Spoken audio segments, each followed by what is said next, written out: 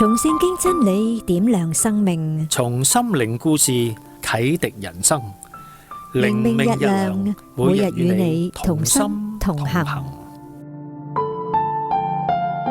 各位弟兄姊妹平安，願我哋此刻安靜落嚟，以平靜安穩嘅心親近我哋嘅上帝。今日要同你分享嘅主題係公義外袍。我哋先聽一聽今日要讀出嘅經文啦。以賽亞書61章4至11節，他們必修造已久的荒場，建立先前淒涼之處，重修歷代荒涼之城。那時，外人必起來牧放你們的羊群，外邦人必作你們耕種田地的、修理葡萄園的。你們倒要稱為耶和華的祭司，人必稱你們為我們上帝的僕役。你們必吃用列國的財物，因得他們的榮耀自誇。你們必得加倍的好處，代替所受的羞辱。份中所得的喜樂，必代替所受的凌辱。在境內必得加倍的產業，永遠之樂必歸於你們。因為我耶和華喜愛公平，恨惡搶奪和罪孽。我要憑誠實施行報應，並要與我的百姓立永約。他們的後裔必在列國中被人認識，他們的子孫在眾民中也是如此。凡看見他們的，必認他們是耶和華賜福的後裔。我因耶和華大大歡喜，我的心靠上帝快樂，因他以拯救為衣給我穿上，以公義為袍給我披上，好像新郎戴上華冠，又像新婦佩戴裝飾。第11節，田地怎樣使百穀發芽，園子怎樣使所種的發生，主耶和華必照樣使公義和讚美在萬民中發出。倫敦時尚學院有一位時尚心理學家，曾經研究衣服對人嘅影響。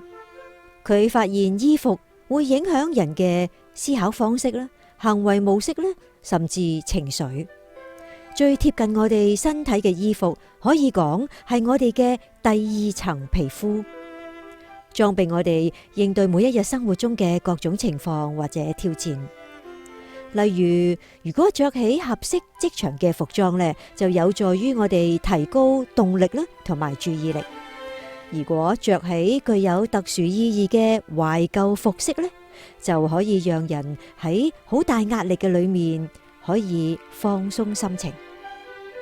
呢一種心理現象係有助於我哋了解以賽亞書當中關於耶穌為我哋犧牲嘅預言。喺以賽亞書當中提到，被擄到去巴比倫嘅猶太人未來將會得到拯救。佢向佢哋保證，有一日佢哋必修造已久嘅荒場，建立先前淒涼之處，重修歷代荒涼之城。到咗嗰一日，佢哋會以公義為袍。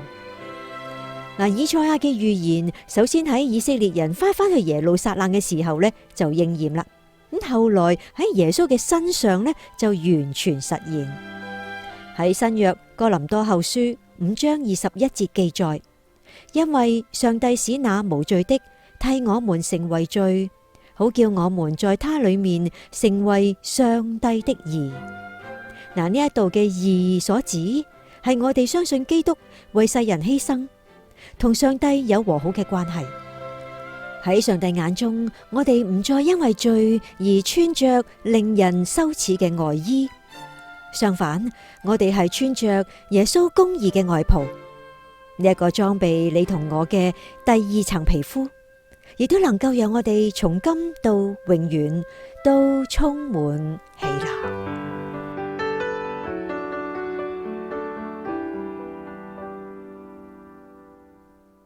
各位朋友啊，反省一下，你每日着上邊一啲令你羞愧嘅外衣？你點樣謹記要穿上公義嘅外袍啊？以賽亞書61章10節，他以拯救為衣給我穿上，以公義為袍給我披上。邀請你，我哋一齊禱告啊！耶穌啊，多謝你啊，你俾我披上你公義嘅外袍。奉主名求，阿門。靈糧透視。以賽亞書61章講到耶和華嘅恩年，亦都就係上帝嘅子民蒙拯救得復興嘅時候。到咗嗰陣時，佢哋就會經歷上帝嘅恩典，因為上帝差遣受膏者主耶穌嚟拯救佢哋，讓佢哋脫離罪嘅捆綁。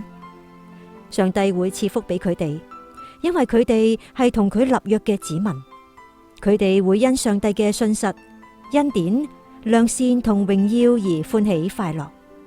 而先知以賽亞感謝上帝嘅救恩，佢就代表蒙拯救嘅百姓宣告，喺以賽亞書61章第10節新普及譯本經文話：因他給我穿上了救恩的衣，又給我披上公義的袍。